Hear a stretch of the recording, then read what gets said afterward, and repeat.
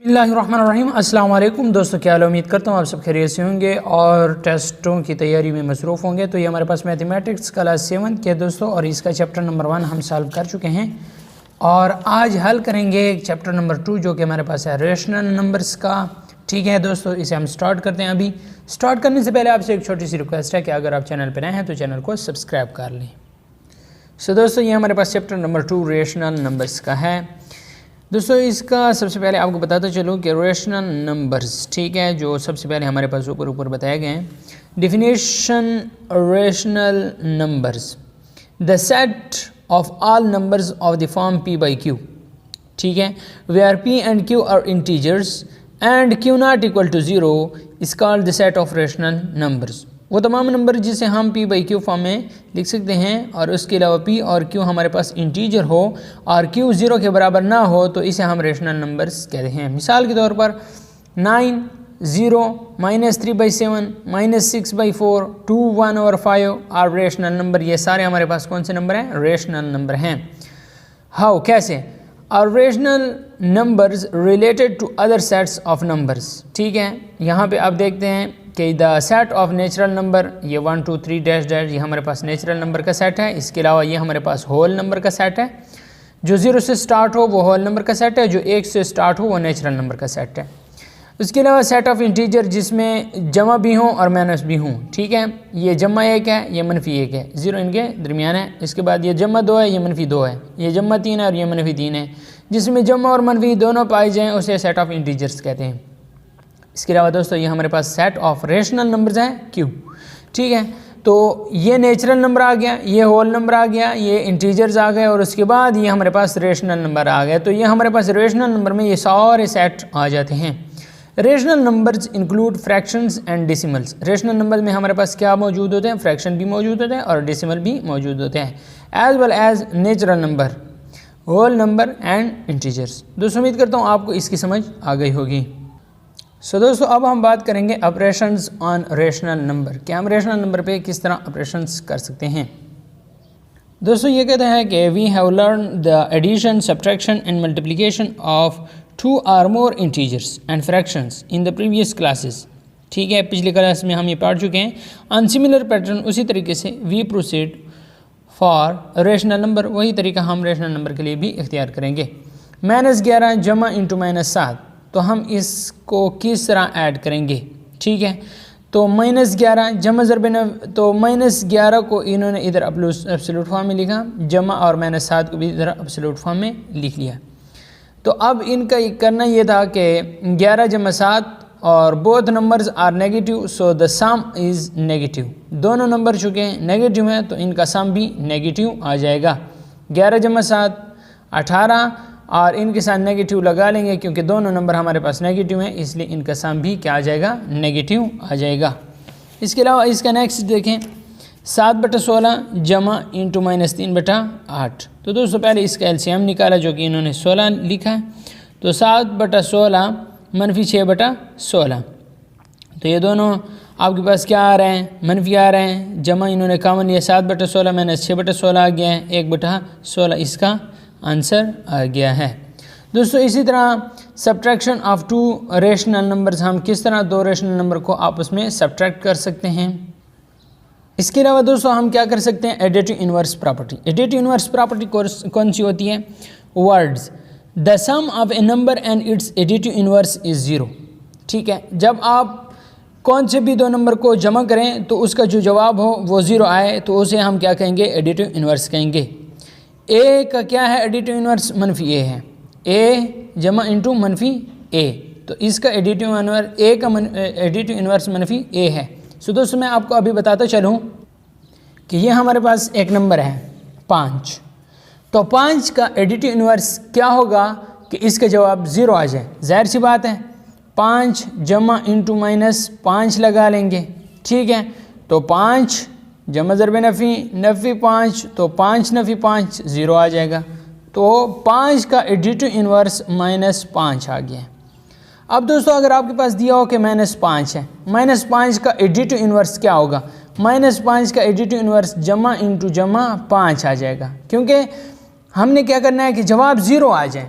जिस आपसे अगर एडिटिव इन्वर्स पूछा जाए किसी भी नंबर का तो आपने उसका जवाब ज़ीरो लाना है, ठीक है। तो वो हिस्सा उसके साथ जमा करने से या मनफी करने से पहले हिस्से के साथ और उसका जवाब ज़ीरो आए तो उसे आप एडिटिव इन्वर्स कहेंगे।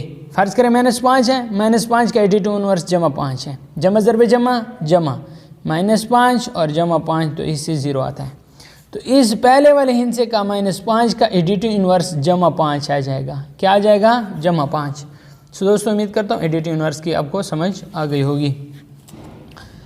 अब इसके अलावा मज़ीद आगे जाते हैं और ये कहता है कि एक्सरसाइज 2.2 में सॉल्व 1/2 + 5/8, तो ये हल करने के सवाल आते हैं, ठीक है।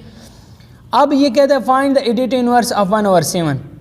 1/7 का एडिटिव इन्वर्स क्या होगा? तो हमने इसके साथ वो वाला हिस्सा लगाना है जिसके साथ इसका जवाब ज़ीरो आए। मिसाल के तौर पर 1/7 है, जमा इंटू -1/7 लगा लेते हैं। तो 1/7 जमा ज़रब नफ़ी नफ़ी 1/7, दोनों का एलसीएम 7 आ गया। 1 - 1 कर लेते हैं, तो 1 - 1 0/7, तो 0 जब ऊपर आ जाए तो इसका जवाब ज़ीरो, तो इसका एडिटिव इन्वर्स -1/7 आ जाएगा। इसके अलावा find the additive inverse of -10 का एडिटिव इन्वर्स +10 आ जाएगा। तो दोस्तों उम्मीद करता हूँ आपको इसकी समझ आ गई होगी। अगला हमारे पास क्वेश्चन है, नदीम वाज 62 सही 1/8 inches tall at the end of school in June, ठीक है। ही वाज 63 सही 7/8 inches tall in September. How much did he grow during the summer. तो हम क्या करेंगे कि 63 सही 7/8 मनफी 62 सही 1/8 कर लेंगे, आपके पास आंसर आ जाएगा। सो दोस्तों ये हमने क्या किया, इसका सलूशन किया। 63 सही 7/8 मनफी 62 सही 7/8, ठीक है। तो 8 को इसके साथ ज़रब किया और 7 जमा किया तो 511/8 आ गया। 8 को 62 के साथ ज़रब किया और 7 जमा किया तो 503/8 आ गया। दोनों का एलसीएम 8 लिया, 511 मनफी 503 किया तो ये 8/8 आ गया। तो ये 1 इंच समर में क्या क्या इसकी लंबाई में इजाफा हुआ। सो दोस्तों उम्मीद करता हूँ आपको इसकी समझ आ गई होगी। अब हम चलते हैं नेक्स्ट। अगला हमारे पास है मल्टीप्लिकेशन ऑफ 2 और मोर देन 2 रेशनल नंबर। 2 या 2 से ज़्यादा रेशनल नंबर का मल्टीप्लिकेशन हमारे पास क्या आएगा। तो ये कहता है कि a/b ज़रब c/d ये बराबर होगा a ज़रब c/b ज़रब d, where b and d not equal to 0। मिसाल के तौर पर ये आपके पास 2 नंबर हैं, 4/6 ज़रब 7/6, ठीक हो गया।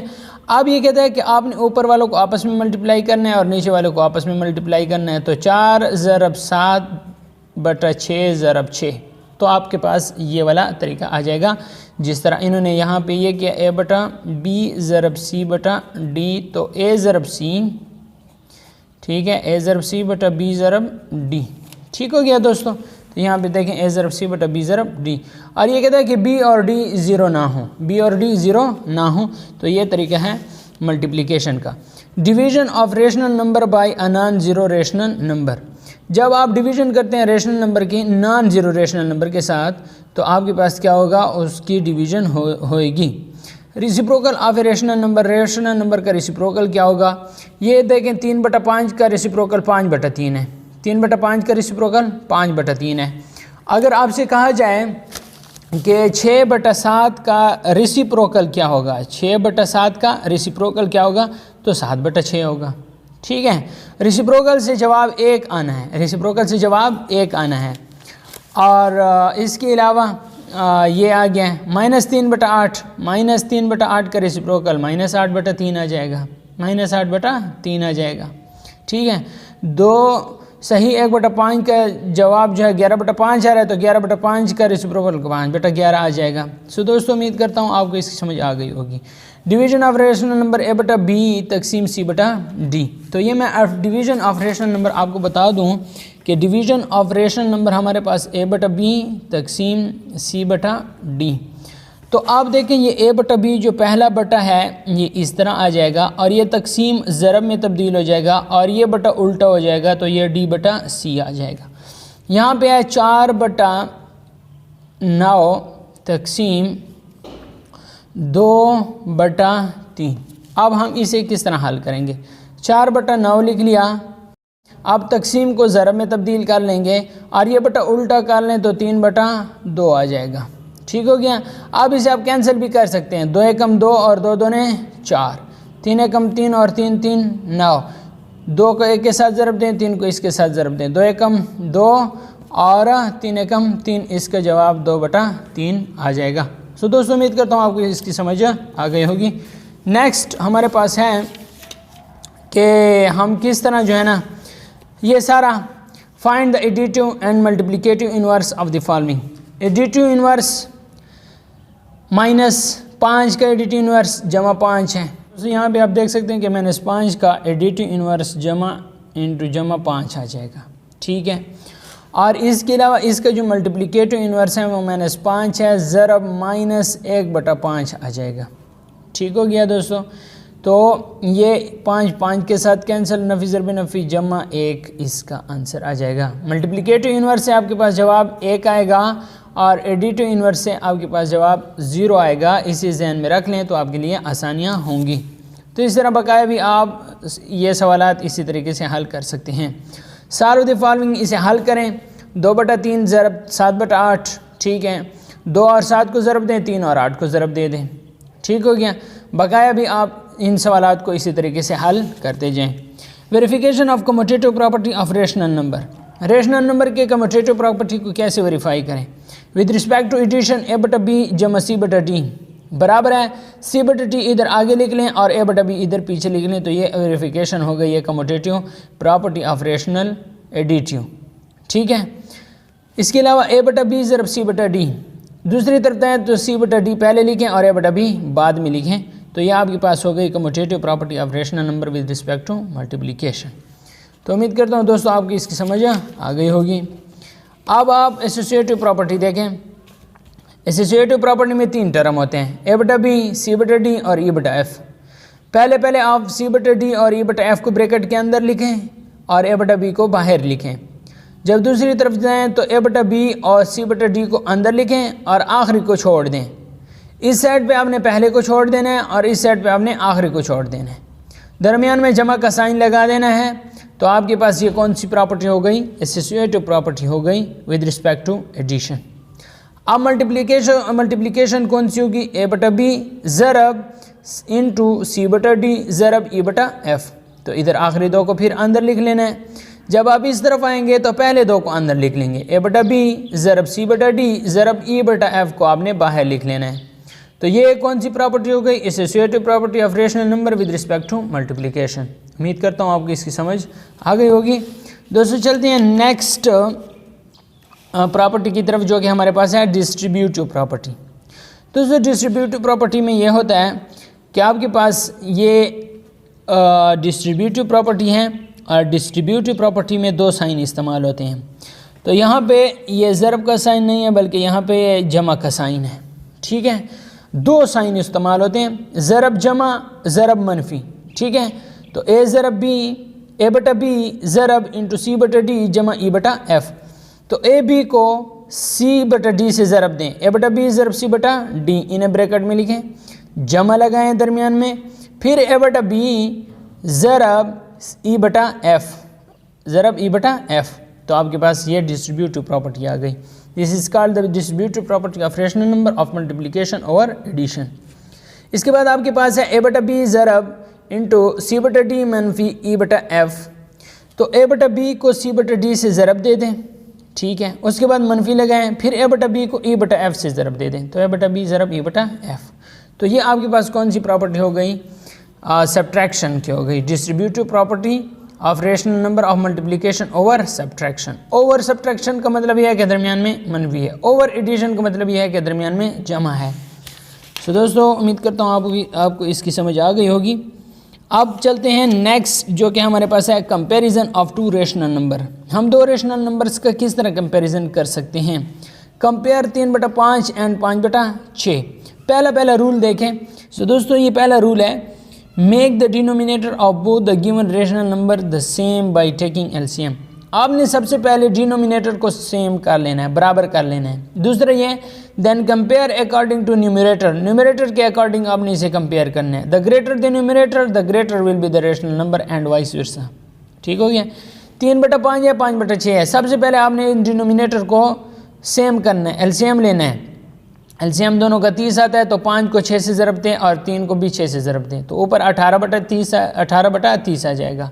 और यहाँ पे 6 को 5 से ज़रब दें तो यहाँ 25/30 आ जाएगा। तो जाहिर सी बात है 25 बड़ा है 18 से, तो आपके पास क्या हो जाएगा, ये 25 बड़ा है 18 से, ठीक है। 18/30 लेस देन 25/30, या इसे आप मज़ीद सिंप्लीफाई करें और इसे आप ऐसा भी लिख सकें 3/5 लेस देन 5/6। उम्मीद करता हूँ दोस्तों आपकी इसकी समझ आ गई होगी। नेक्स्ट रहते हैं arrangement of rational numbers in ascending और डिसेंडिंग ऑर्डर। हम रेशनल नंबर को असेंडिंग और डिसेंडिंग ऑर्डर में किस तरह लिख सकते हैं। दोस्तों असेंडिंग और डिसेंडिंग ऑर्डर में लिखने के लिए आपने सबसे पहले इनका जो डिनोमिनेटर है वो सेम कर लेना है। ये 3/5 है, ये 2/15 है, ये -3 है, ये -3 से 1/2 है, ये -2 से 7/10 है और ये 7 है। एलसीएम ऑफ सब का एलसीएम कितना आ गया है, 30 आ गया है, ठीक हो गया। अब सब का एलसीएम 30 आ गया है, तो 3/5 को ऐसे हिंसे के साथ ज़रब दें नीचे हिंसे के साथ कि यहाँ पे 30 आ जाए। 15 को ऐसे हिंसे के साथ ज़रब दें कि 30 आ जाए। 2 को ऐसे हिंसे के साथ ज़रब दें कि 30 आ जाए। 10 को ऐसे हिंसे के साथ ज़रब दें कि 30 आ जाए। ऊपर भी जिस हिंसे को आप नीचे ज़रब देंगे उसी हिंसे को आप ऊपर भी ज़रब देंगे। तो ये सारा आ गया 18/30, 4/30 -105/30 -81/30 210/30। Writing the numerator in the ascending order. आपने न्यूमरेटर को असेंडिंग ऑर्डर में लिख लेना है। सबसे छोटा पहले लगा लेना है -105/30, फिर -81/30, फिर 4/30, फिर 18/30, फिर 210/30। दोस्तों आपके पास समझ आ गया है। अब आपके पास ये जो आ गए हैं इसे आप डिसेंडिंग ऑर्डर में भी लिख सकते हैं और असेंडिंग ऑर्डर में भी लिख सकते हैं। डिसेंडिंग ऑर्डर में उसे कहते हैं कि बड़े से छोटे की तरफ जाना, और असेंडिंग ऑर्डर छोटे से बड़े की तरफ जाना। तो ये असेंडिंग ऑर्डर है -105/30, -81/30, 4/30, 18/30, 210/30। आप फिर इसे सिंप्लीफाई करें तो ये मैंने 7/2 आ गया, ये मैंने 27/10 आ गया, ये 2/15 आ गया, ये 3/5 आ गया और ये 7 आ गया। अब अगर आप इसे डिसेंडिंग ऑर्डर में लिखें तो 7 को पहले लिख लेंगे, फिर उसके बाद जो बड़ा है सबसे बड़ा 7 है, 7 के बाद जो बड़ा है वो 3/5 है, 3 के बाद जो बड़ा है वो 2/15 है, उसके बाद जो बड़ा है वो मैंने 27/10 है। तो ये डिसेंडिंग ऑर्डर है। उम्मीद करता हूँ आपको असेंडिंग और डिसेंडिंग ऑर्डर की समझ आ गई होगी। दोस्तों ये रिव्यू एक्सरसाइज है।